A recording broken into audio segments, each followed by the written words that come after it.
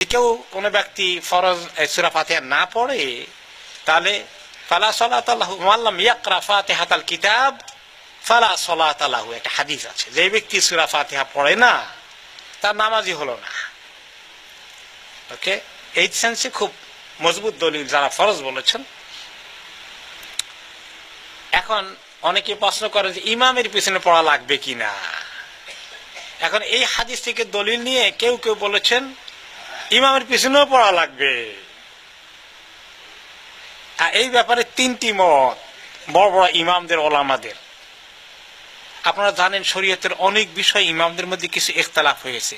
ইখতিলাফটা জানা কি ভালো না খারাপ? ভালো, জ্ঞান বাড়লো, কনফিউজ হওয়ার কোনো কারণ নাই।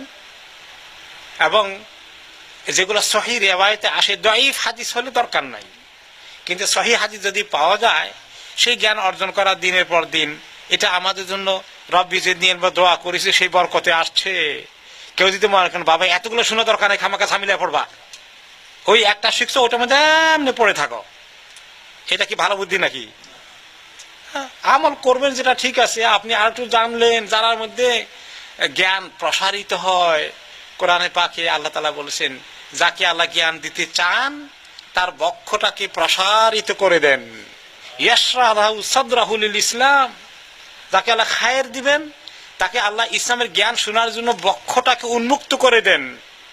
আর যাকে আল্লাহ পছন্দ করেন না, ইয়াজআল সাদরাহু দায়িকান হারাজান, তার দিলটাকে আল্লাহ কনজেস্টেড সংকীর্ণ করে দেন। এটা কথা শুনতে চায় না, ঢুকতে চায় না।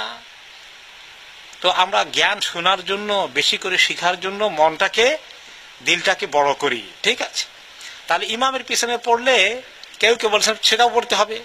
তারা বলছেন যে, কেউ কেউ বলছেন জোরে পড়লেও তারপরে তুমি ফাঁকি দিয়ে পড়তে হবে। আবার কোন কোন ইমাম বলেছেন না, তুমি যেহেতু ইমাম পড়েছে তোমার পড়া লাগবে না।